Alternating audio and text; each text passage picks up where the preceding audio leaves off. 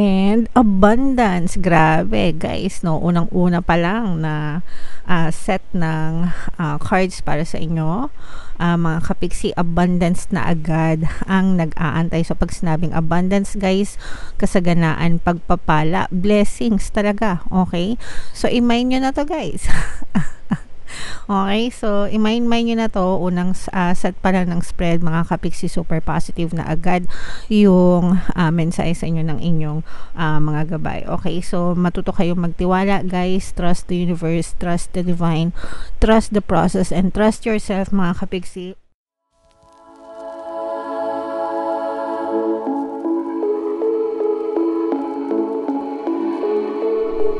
Hello guys, hello Leo, hello mga kapiksi, welcome back to Pinay Pixie Tarot. Ang pamagat ng ating episode for tonight is ano ang mga blessings mo ngayong 2024, mga kapiksi. So, Happy New Year sa inyo lahat. Titingnan natin yung mga kung saang aspeto ng buhay kayo binibless, mga kapiksi, ngayong 2024. So, combination ng positive and negative energy guys. General reading lang. Pwedeng mag-resonate, pwedeng hindi. Unahin natin tong deck na to. Tingnan natin yung mga mensahe sa inyo ng inyong gabay ngayong taon, mga kapiksi. We have trust. Meron tayong there's something better. Wow, nakaka-excite. And abundance, grabe guys, no? Unang-una pa lang na set ng cards para sa inyo. Mga kapiksi, abundance na agad ang nag-aantay. So pag sinabing abundance guys, kasaganaan, pagpapala, blessings talaga, okay? So i-mind nyo na to guys. Okay, so i-mind nyo na to. Unang set pa lang ng spread, mga kapiksi, super positive na agad yung mensahe sa inyo ng inyong mga gabay. Okay, so matuto kayong magtiwala guys. Trust the universe, trust the divine, trust the process, and trust yourself, mga kapiksi. Kasi ngayong taon ng 2024, there's something better na nakalaan para sa'yo. Kumbaga, wag nyo nang panghinayangan yung mga bagay na hindi nyo nakamit, na-achieve last year, mga kapiksi, kasi mas maganda pa yung nag-aantay sa inyo para ngayong taon ng 2024 when it comes to blessings, at talaga namang sobrang pagpapalain kayo ng nasa taas, mga kapiksi, ngayong 2024. Matuto lang kayo magtiwala, sumampalataya, ganyan, wag mawala ng pag-asa, don't give up, wag susuko, mga kapiksi, kasi iyo talaga itong mga abundance at pagpapala na ito. Okay? So, i-mind nyo na yan guys sa comment section. Mind abundance, mind pagpapala, mind kasaganaan. Sa kahit anong aspeto ng buhay nyo, mga kapiksi. Later on, titingnan natin kung ano pa yung strong energies dito. Pero, ngayon pa lang guys, no, sinasabi na sa inyo na talagang pagpapalain kayo sa damakmak na blessings yung maaari nyong ma-experience, and mas maganda talaga yung taon mo ngayong 2024 kumpara sa 2023. Pero syempre depende yan sa kung gaano ka magpe-perform sa iyong isipan, mga kapiksi, no? Ngayong 2024, wag mo nang balik-balikan yung mga negative na nangyari. It's time to move on, let go of the past, mga kapiksi. Focus on yourself, focus on your desires, focus on all the good things, mga kapiksi, para yun at yun lang din talaga yung paulit-ulit na ma-experience nyo sa buhay nyo. Alright? Okay, so yeah, na-excite ka ba, Leo? Comment down below if na-excite ka. Na-excite ako para sa inyo, mga kapiksi. So, tingnan natin kung ano yung mga blessings na paparating sa inyo guys ngayong 2024. Shuffle ko to. Habang sinushuffle ko to guys, panoorin nyo muna yung video natin regarding sa ating paano mag-manifest ng abundance video course. Kapiksi, sawa ka na ba sa mga struggles at hirap sa buhay mo? Masipag ka ba at masikap sa buhay ngunit hindi ka pa rin umaasenso? Ilang beses ka na bang nag-attempt magnegosyo at mag-invest pero palagi ka pa rin nalulugi?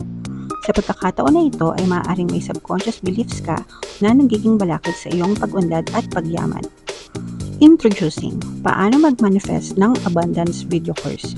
Dito ay matututunan mong ma-overcome ang mga balakid mo para tuluyan ka ng umunlad, umasenso, sumagana, maging matagumpay, successful at maswerte sa iyong kabuhayan, pera, trabaho, negosyo, salapi at kaperahan ng bonggang-bongga.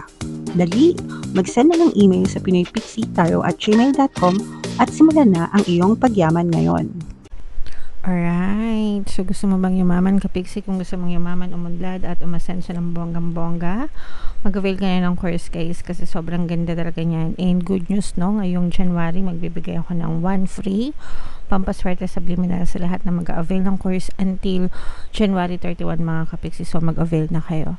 Meron din tayo, guys, email coaching, manifest your desires using the law of attraction. If meron kayo mga specific na gusto nyong i-manifest, pwedeng love and relationship, mga kapiksi, pwede kayo magpabook ng email coaching session with me. Mag-send lang kayo, guys, ng email sa pinoypixitaro@gmail.com. So, Leo, kayo ay represent ng King of Wands. Pasensya na kayo, guys, napapansin nyo sumasabit yung boses ko. And ito naman yung ating energy ng blessings, mga kapiksi. So ito ay both positive and negative. Yung negative na nakikita natin is more on sa relationship, mga kapiksi, kasi yung balakid sa pagkakaroon ng harmonious relationship nyo is because of yung mga sakit ng ulo nyo sa inyong partner o specific person, mga pag-aaway, mga disappointments. Angel number 555, mga kapiksi. Kapag may mga negative na lumalabas, mga kapiksi, hindi ibig sabihin hindi kayo i-bless, no? Meron lang kayo mga balakid na kailangan nyong i-overcome para matamasan nyo yung blessings sa pagkakaroon ng harmonious na relationship o kaya naman sa pera. And in this case, mga kapiksi, ang nakikita natin sa relationship nyo, ang nagiging balakid is yung mga sakit sa ulo nyo sa relationship. So ito yung mga pag-aaway, ito yung mga conflict nyo, at saka ito yung mga disappointment nyo dun sa person nyo, at saka dun sa relationship, mga kapiksi, kasi nakikita natin na mahal nyo yung isa't isa, may feelings pa kayo sa isa't isa, mga kapiksi, pero na-overcome siya ng mga negative na circumstances. Ibig sabihin natatabunan. Kung napanood nyo yung, hindi ko alam kung napanood nyo yung Love Reset.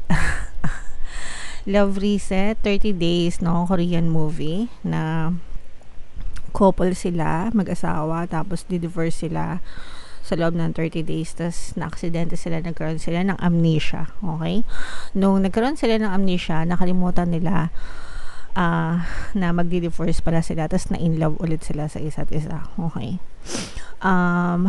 Ang nangyari kasi doon, ang gusto ko lang iparating sa inyo na mensahe doon is mahal pa nila yung isa't isa, they love each other, pero natabunan yon ng mga negative na sitwasyon sa relationship nila. Ibig sabihin, imbis na tingnan nila yung mga magagandang bagay na ginagawa ng isa't isa, mas natititigan nila yung mga negative na nangyayari, yung mga away, yung mga pagtatalo, ganyan, which lead to them having a divorce. Excuse me. So yun yung reason kung ba't sila naghiwalay, dahil mas na-highlight yung tawag dito, yung mga negative na away nila. Tapos nung nagka-amnesia sila, syempre nakalimutan nila lahat ng memories, diba? Even yung bad memories, na in love ulit sila sa isa't isa. Okay? So, ganun yung gusto kong sabihin sa inyo, mga kapiksi, na pwede naman talaga. Okay? Hindi nyo kailangan mag-amnesia para lang mahalin nyo ulit yung isa't isa. Ang kailangan nyo lang is wag masyadong titigan yung mga negative circumstances sa relationship nyo, and mag-focus lang kayo dun sa magagandang nagawa ng person nyo, magagandang memories dun sa relationship nyo, and pwede siyang marikindle, mga kapiksi, if in case lang na gusto nyo pa, kasi yun yung nagiging balakid dun sa relationship nyo. Pero nakikita din natin dito na nagkakaroon ng healing sa relationship nyo, guys. And pwedeng maisalba yung relationship nyo, or maging ma-okay ulit yung relationship nyo ngayong 2024, mga kapiksi. So meron tayong presence ng air sign, Aquarius, Gemini, Libra. So for some of you, maaaring air element yung iyong person, or may air element ka sa iyong natal chart. Very blessed din kayo sa mga bagong opportunities, no? Kasi parang na-recharge yung energy nyo ngayong 2024. Parang you're looking forward sa mga bagong opportunities pagdating sa kaperahan, trabaho, negosyo, salapi, ganyan. Pwedeng may mga plano na kayo last year kung ano yung gagawin nyo in terms of your finances, tapos ngayon parang magti-take action na kayo para mag-materialize yung mga ideas na naisip nyo or yung mga bagay na gusto nyong gawin when it comes to your finances, mga kapigsi. And ibibless din kayo this year kasi makita kayo ng bunga, no? Result, bunga, evidence ng mga bagay na pinagsisikapan nyo, especially sa kaperahan. Pero kailangan nyo siyang alagaan, mga kapigsi, kasi parang halaman, di ba? Parang halaman, inaalagaan yan para tumubo, di ba? Parang puno, kailangan alagaan, diligan, paarawan, pausukan para tumubo talaga ng bonggam-bongga. So ganun yung kailangan nyong gawin para talagang managana yung mga blessings sa buhay nyo, mga kapigsi. May mga blessings din kayo when it comes to tagumpay. Feeling ko, guys, kung meron kayo some kind of investment, mga ka-ROI kayo, ibig sabihin return of investment, no? Mababawi nyo yung mga in-invest nyo, kaya nga return of investment. Kumbaga, mababawi nyo siya and pwede nyo siyang mapalago, mga kapigsi. Kahit nagaano kaliit yung tubo, tutubo at tutubo pa rin kayo, guys. Okay? And then for some of you, there may be a blessing na baby, no? Kung kayo ay parang merong addition to the family, guys. So pwedeng baby siya, pwedeng ikaw yung magbuntes or asawa mo magbuntes, or baka anak mo, mga adults na ganyan, magkaroon ka ng apo, ganyan. Depende sa edad nyo, pero parang merong bagong addition sa family nyo, family tree, yeah. Ngayon, or baka meron kayong mag-aasawa, no? Addition sa family, but this is more on addition sa family, mga kapigsi. Okay, so syempre blessing din yan, guys, lalo na yung mga baby angel yan, talagang super blessing yan sa buhay nyo. And another blessing for you, guys, is ma-overcome nyo yung mga pagsubok na pinagdaanan nyo last 2023. Kung dala-dala nyo pa siya ngayon 2024, wag kayong mag-alala kasi matatapos din yung mga problema na yon, and dadating din sa inyo yung solusyon, mga kapigsi. Alright? Maghinay-hinay sa pag-i-invest, mga kapigsi, no? Kumbaga, okay lang na mag-invest, pero make sure na pinag-aaralan nyo mabuti kung saan nyo nilalagay yung mga pera nyo para hindi kayo malugi or ma-scam. Okay? Alright, so yeah. Yan ang blessings mo. Leo, comment down below if naka-resonate kayo. I-mind nyo ito. Mind tagumpay, mind new opportunities, mind abundance, diba? Mind addition to the family, yan, mga baby, kung gusto nyo talaga mga blessings na yan, i-claim nyo na sa comment section para talaga maranasan nyo ngayong 2024, mga kapigsi. Okay? So, yan ang reading mo, Leo. Comment down below. Ito yung iyong 2024 kapalaran. And ito naman yung ating success stories ng paano mag-manifest ng abundance video course. Click here to subscribe, guys, and click here to join our membership program. Thank you for liking, sharing, and subscribing. See you again next time. I love you all, guys. Have a nice day. Bye-bye.